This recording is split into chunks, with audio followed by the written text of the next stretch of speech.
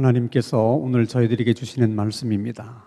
우리 신약 성경 290면 우리 고린도후서 4장 16절에서 18절까지의 말씀을 제가 봉독해 드립니다. 신약 성경 290면 고린도후서 4장 16절에서 18절의 말씀을 봉독할 때 하나님의 말씀을 경청할 수 있기를 바랍니다. 그러므로 우리가 낙심하지 아니하노니 우리의 겉사람은 낡아지나 우리의 속사람은 날로 새로워지도다. 우리가 잠시 받는 환난에 경한 것이 지극히 크고 영원한 영광에 중한 것을 우리에게 이루게 함이니 우리가 주목하는 것은 보이는 것이 아니요 보이지 않는 것이니 보이는 것은 잠깐이요 보이지 않는 것은 영원함이라. 아멘. 20년 전쯤에 미국의 국회 도서관이 소장하고 있었던 많은 물건들 중에 아주 진귀한 물건 하나를 공개한 적이 있었습니다. 그것은 다름 아닌 에브라함 링컨이 피살 당했을 때 몸에 지니고 있었던 유품들입니다. 손수건 한 장, 그리고 작은 주머니 칼, 안경집, $5짜리 지폐가 든 지갑, 그리고 스크랩을 한 종이 몇 장이었습니다. 유품들이 공개가 되자 사람들의 관심은 에브라함 링컨이 스크랩을 한 그 종이의 내용이 뭘까? 대통령이 무슨 내용을 스크랩을 했을까? 또 그 내용이 얼마나 중요하면 그렇게 몸에 지니고 다녔을까? 밝혀졌습니다. 그 스크랩한 내용은 다른 게 아니고 에브라함 링컨이 대통령으로서 이런 일 저런 일을 많이 했는데 언론들이 이 일은 굉장히 높이 평가할 만하다. 이 일은 참 잘했다. 이렇게 긍정적으로 써준 기사들이었습니다. 언뜻 생각하면 대통령이 뭐가 아쉬워서 그런 신문의 기사들을 스크랩을 했을까?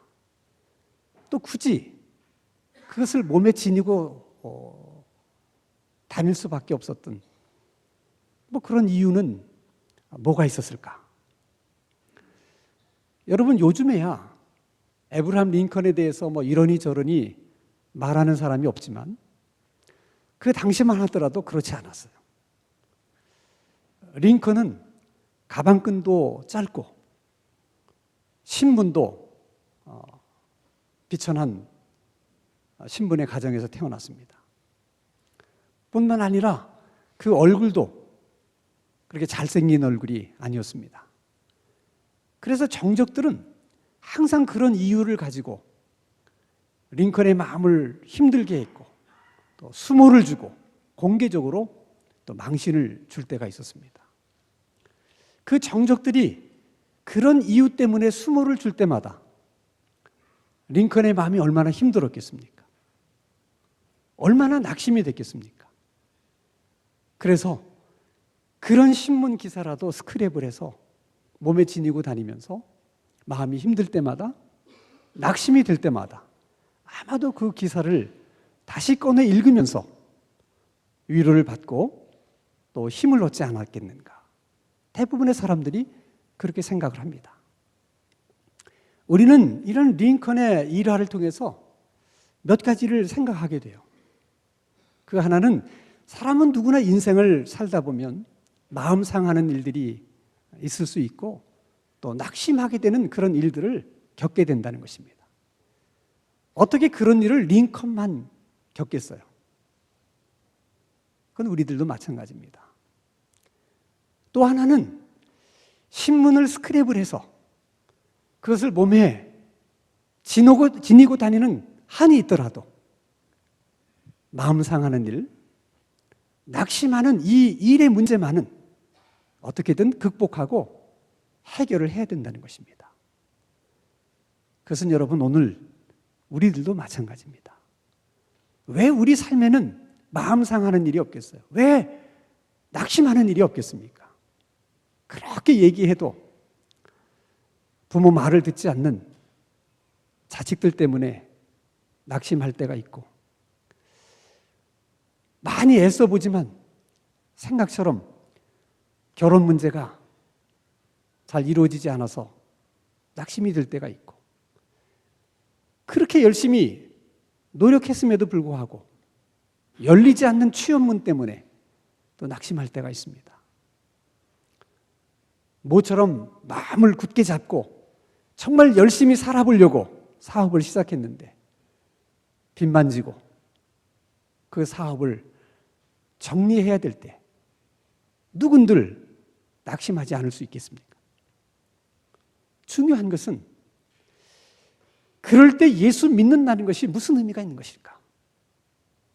내가 신앙생활을 한다는 것이 그럴 때 어떤 도움이 되는 것일까? 내가 예수 믿는 사람으로 그렇게 마음이 상할 때, 낙심이 될 때 도대체 이런 문제들을 내가 어떻게 극복해야 되는 것일까?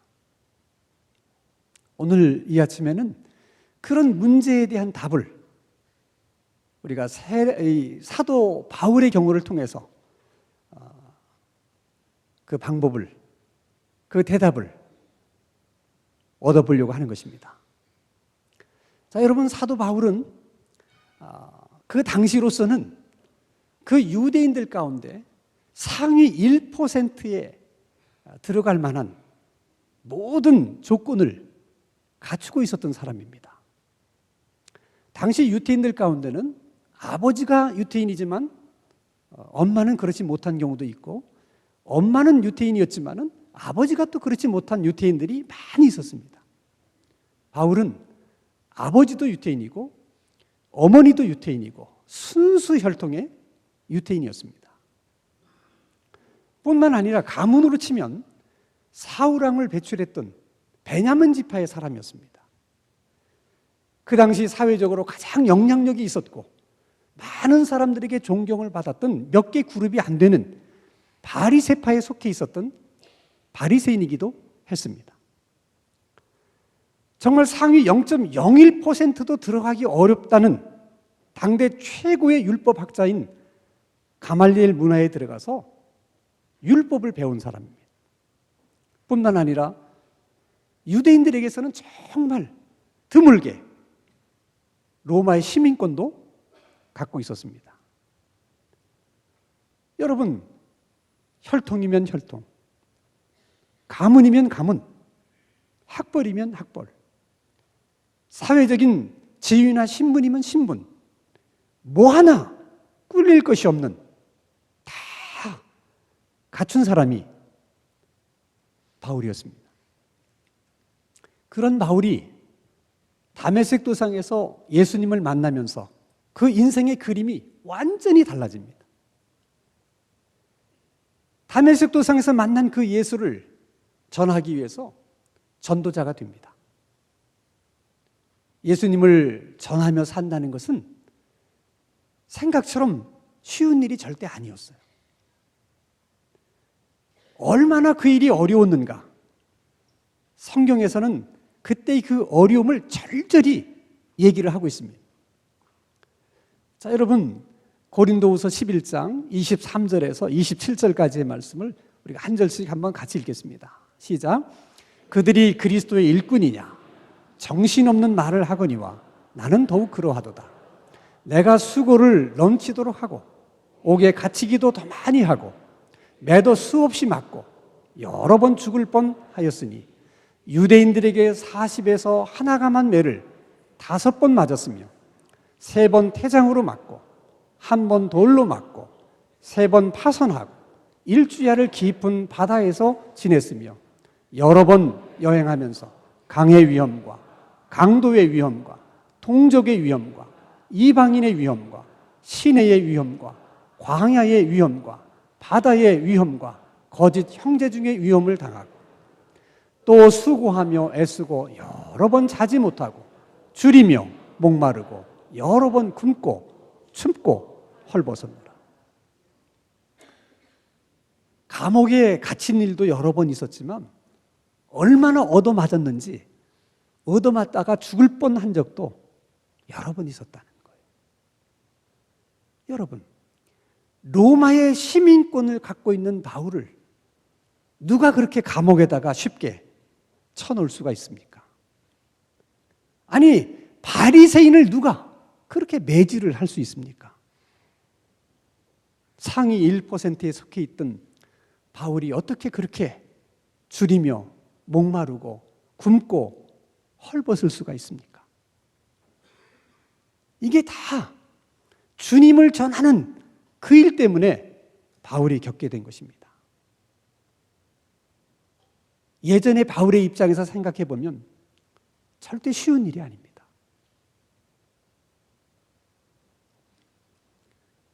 바울은 그런 어려움을 겪으면서도 하나님 앞에서는 아주 작은 소원 하나만 있었어요. 내가 이렇게 많은 어려움을 겪지만 그래도 몸 하나만이라도 건강했으면 좋겠다. 근데 몸까지도 건강치 못했어요. 뭐 간질인지 안질인지 정확히 알 수는 없지만은 자기를 찌르는 가시가 자기 속에 있어서 하나님께 3번 제발 이 문제를 해결해달라고 기도했지만 하나님은 내 은혜가 내게 족하다 하고 이런 지하에 거절을 하셨습니다. 여러분, 세상에 어떻게 이런 일이 있을 수 있습니까?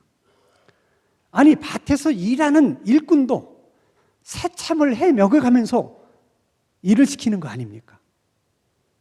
아니, 지금 바울이 자기 좋으려고 지금 예수님을 전하면서 사는 것입니까?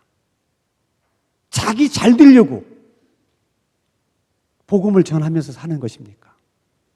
정말 하나님을 위해서, 주님을 위해서 하는 것이 아닙니까? 그러면 이런저런 어려움이야 뭐 겪을 수 있다 하더라도, 아니 그 어려움을 다 겪으면서 살아가려면 몸뚱이 하나만이라도 건강해야 되는 거 아닙니까? 그래서 그거 하나 좀 어떻게 건강 달라고 그랬더니 그나마도 하나님이 안 된다는 것입니다. 여러분, 낙심이 안 되겠어요? 내가 그래도 계속해서 정말 복음을 전하면서 살아야 되는 건지, 내가 그래도 전도하면서 정말 살아야 되는 건지 왜 많은 생각이 없었겠어요? 근데 여러분, 바울을 힘들게 하고 낙심케 하는 일은 그 일뿐만이 아니에요. 그보다 더 바울을 낙심케 한 일이 있었습니다.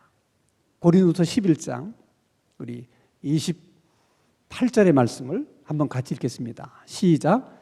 이 외의 일은 고사하고 아직도 날마다 내 속에 눌리는 일이 있으니 곧 모든 교회를 위하여 염려하는 것이다.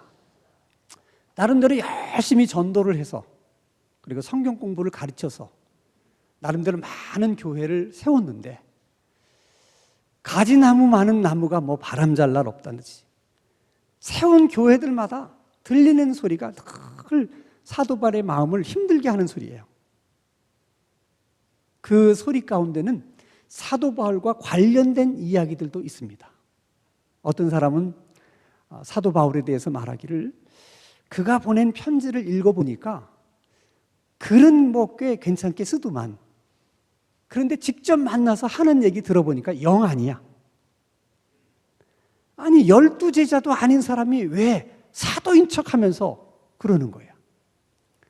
뭐를 여러 지역을 돌아다니면서 전도한다고 하는데 그거 다 돈벌이 수단으로 하는 거 아니야? 쓸데없는 오해, 비방 그런 얘기를 들을 때마다 정말 자기 분에 지나도록 수고하면서 복음 전도를 했던 바울의 입장에서 얼마나 마음이 상하는 일이겠어요. 더더군다나 그 사람들 가운데 많은 사람들은 바울이 직접 전도해서 예수 믿은 사람들이에요. 바울이 성경 공부를 시켜서 양육한 사람들이에요. 그렇게 애써서 전도해서 양육을 시켜놨더니 바울에 대해서 그런 얘기를 할 때 어떻게 낙심이 안 되겠어요? 내가 이렇게 애써서 해봤더니 결국 결과가 이런 거라면 내가 정말 계속 전도를 해야 되고 내가 계속해서 정말 성경을 가르쳐야 되고 내가 정말 양육을 해야 되는 것일까? 정말 바울의 그 힘든 상황을 바울은 또 이렇게 표현을 합니다. 우리 고린도후서 4장 1절입니다. 같이 읽습니다. 시작. 그러므로 우리가 이 직분을 받아 긍휼하심을 입은 대로 낙심하지 아니하고. 8절입니다. 시작. 우리가 사방으로 우겨쌈을 당하여도 쌓이지 아니하며 답답한 일을 당하여도 낙심하지 아니하며. 16절입니다. 그러므로 우리가 낙심하지 아니하노니 우리의 겉사람은 낡아지나 우리의 속사람은 날로 새로워지도다. 지금 계속해서 반복해서 하는 말이 뭐예요? 낙심하지 않는다는 거예요. 이 말은 얼마나 지금 사도 바울이 낙심할 수밖에 없는 상황에 있었는지, 얼마나 지금 사도 바울이 정말 낙심하고 싶은지, 그것을 역으로 그래도 나는 낙심하지 않겠다. 그래도 나는 낙심하지 않을 것이다. 라고 반복해서 말하는 것입니다. 정말 여러분, 이런 바울의 모습을 우리가 보면서 정말 바울은 정말 그렇게 낙심할 수밖에 없는 상황인데 어떻게 정말 낙심하지 않을 수가 있었을까? 너무 많이 궁금해요.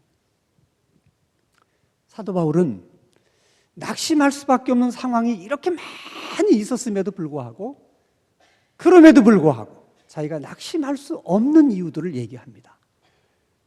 그 하나가 여러분 고린도전서 15장에 보면 사도 바울이 자기 자신을 얘기할 때 늘 이렇게 얘기해요. 나는 만삭되지 못해서 이 세상에 태어난 사람처럼 부족한 사람이다. 나는 사도 중에 가장 작은 자고, 나는 사실 예수를 핍박했던 사람이기 때문에 사도라고 불리는 것조차도 나는 감당할 수가 없다. 늘 그렇게 생각했어요.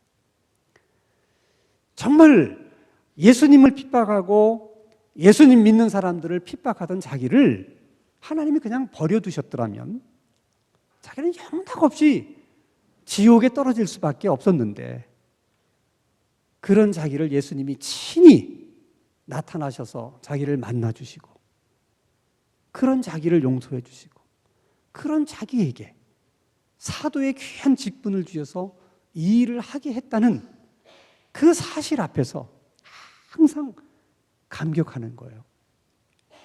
그래서 말합니다. 이 모든 것이 다 하나님의 은혜라고. 은혜라고 하는 관점에서 보니까 예수님을 전하다가 굶은 것도 은혜고, 예수님을 전하다가 옥에 갇힌 것도 은혜고, 예수님을 전하다가 매 맞은 것도 은혜고, 그게 다 은혜로 다가오는 거예요.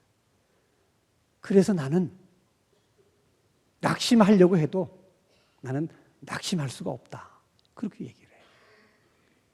오늘 우리들이 그렇게 마음이 상하고 낙심하게 되는 이유는 낙심할 수밖에 없는 상황 때문만이 아니에요.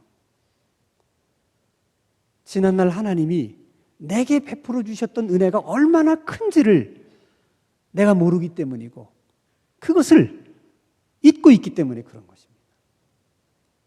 지금도 여러분 제 주변에는 저에게 이렇게 얘기하는 분들이 있어요. 목사님, 솔직히 나도 좀 교회를 다녀보고 싶고, 그리고 정말 꽤 괜찮은 그런 신앙인으로 살고도 싶습니다. 이게 솔직한 얘기입니다. 그냥 하는 말이 아니에요, 목사님. 그런데 안 믿어져요. 그러는 거예요. 나는 정말 그분의 말이 정말 사실이라는 것이 느껴졌어요. 여러분, 우리 주변에는 정말 우리처럼 그렇게 신앙을 갖고 예수 믿고 이렇게 살고 싶으신 분들이 있다는 거예요. 근데 안 믿어진다는 거예요. 그게 괴로운 거예요, 여러분. 그런데 우리들은 그런 갈등, 그런 고민이 전혀 없이 그냥 예수를 믿게 된 거예요. 이것이 얼마나 큰 은혜인가를 아셔야 돼. 지난날 살아오는 동안 생각해 보면 하나님이 때마다 일마다 우리 지켜주시고 보호해 주시고 은혜 주신 것들이 얼마나 많이 있습니까? 그런 일들을 우리가 정말 기억할 수 있고 생각할 수 있다면 아무리 우리가 힘들고 어려워도 그것이 낙심할 수 없는 이유가 되는 거예요. 바울은 언제나 과거에 예수님이 베풀어 주셨던, 하나님이 베풀어 주셨던 그 은혜를 늘 생각하면서 오늘도 그 은혜의 관점으로 오늘을 보는 거예요. 그 은혜의 관점으로 오늘을 보니까 낙심할 수밖에 없는 많은 상황은 맞아요. 그런데 그 어려운 일들이 예수 믿기 전에, 그리고 예수님을 내가 핍박했던 그 시절에 나의 겉사람, 그 겉사람을 계속해서 낡아지게 만들고 그처럼 자기가 되고 싶었던 예수 믿고 난 이후에 주님이 주신 새로운 생명, 그 속사람은 날로 새로워진다는 것을 깨닫게 된 거예요. 낡아지기 때문에 새로워질 수 있는 거구나. 그래서 낡아지는 것 때문에 낙심하지 않는다는 거예요. 우리가 낙심하는 것은 새로워지는 이 부분을 보지 못하기 때문에, 그저 계속해서 낡아진다고 하는 그것만 보기 때문에 힘들고 어려운 거예요. 이걸 오늘 우리식으로 얘기하면 내게 어려움이 있는 것은 사실인데 그것 때문에 내가 어느 날부터 기도를 하기 시작한 거예요. 지금까지 나는 그래도 꽤 내가 괜찮은 사람이라고 생각하며 살았는데 이런 어려운 일들을 계속 겪다 보니까 내가 그렇게 대단한 사람이 아니었구나 하는 걸 비로소 깨달으면서 하나님 앞에서 겸손하게 된 거예요. 자존심 하나 믿고 살았는데 그나마도 다 내려놓을 수 있게 된 거예요. 정말 이런 어려움이 없었더라면 아마도 많은 사람들 중에 예수 믿으면서도 평생 기도다운 기도 한 번 못 해보고 신앙생활을 끝낼 수 있는 사람들도 많이 있을 거예요.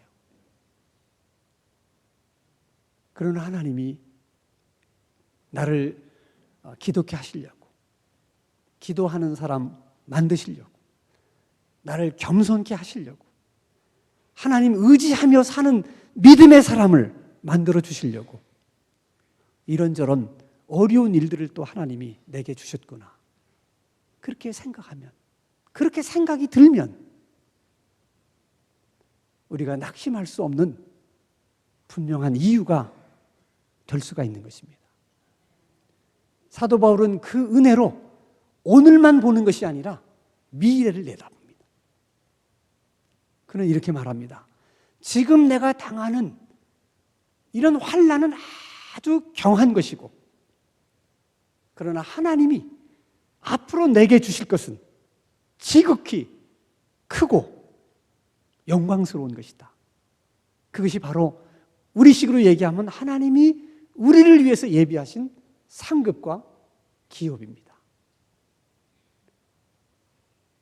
두 가지를 비교해 보면 이것은 새털처럼 가벼운 것이고 하나님이 우리에게 주시려고 하는 이것은 너무나 무거운 것이라는 것. 이것은 다 지나가는 것이요 일시적인 것이지만 이것은 영원한 것이라는 거예요. 그래서 사도 바울은 우리가 이 땅에서 살고 있기 때문에 어떻게 이 세상을 보지 않고 살 수 있겠습니까? 이 세상을 우리가 보면서 살아야 돼요. 그러나 바울은 이렇게 얘기합니다. 우리가 주목하는 것은 보이는 세상이 아니고 보이지 않는 세상이다. 왜냐하면 보이는 세상은 지나가는 것이고 일시적인 것이지만 우리가 영원히 살게 될 그 하나님의 나라는 영원하기 때문에 이 세상을 한 번 쳐다볼 때 하나님의 나라를 두 번 쳐다보고 이 세상에 대해서 한 번 관심을 가질 때 영원한 그 하나님의 나라에 대해서는 두 번 생각하면서 그렇게 살았다는 거예요. 여러분, 신앙생활이라고 하는 것은 우리가 아직은 미래를 가보지 않았지만 믿음으로 우리는 우리의 미래가 어떻게 될 건지를 압니다. 그 미래를 끌어다가 오늘을 사는 거예요. 그게 신앙생활이에요. 그래서 오늘 아무리 어렵고 힘들어도 낙심되는 일이 있어도 우리가 낙심할 수 없는 이유가 되는 것입니다. 우리가 마음이 상하고 낙심할 수밖에 없는 것은 낙심할 수밖에 없는 상황 때문만이 아니라 이 세계가, 보이지 않는 세계가 보이지 않기 때문에 그런 거예요. 보이지 않는 이 세계를 주목해서 보려고 하세요. 사모하세요. 그러면 하나님이 그 나라를 볼 수 있게도 해주시지만 느낄 수 있도록 해주십니다. 사도 바울은 그 나라를 항상 주목하고 사모하며 살았기 때문에 어느 날 하나님이 그를 낙원으로 이끌어 가셔서 그가 그처럼 사모하면서 보고 싶어 했던 그 세계를 하나님 다 보게 해주세요. 그래서 사도 바울은 아무리 낙심할 수밖에 없는 상황이지만 내가 낙심하지 않는다고 말하는 거예요. 여러분, 초대교회 순교의 그 스토리를 보면 아주 감동적인 스토리가 많은데, 한 번은 예수 믿는 사람들의 집을 습격을 해서 체포를 했어요. 그리고 이제 뭐 고문을 합니다. 지금이라도 예수 믿는다는 말만 취소하면 뭐 살려주겠다. 그래도 대부분의 크리스찬들이 신앙을 버리지를 않습니다. 더 고통스럽게 하기 위해서 그들을 추운 겨울날 강가로 데리고 가서 조그마한 구멍 3개를 팠어요. 옷을 다 벗기고 머리만 내놓고 그 속에 들어가 있게 합니다. 얼마나 고통스럽겠습니까?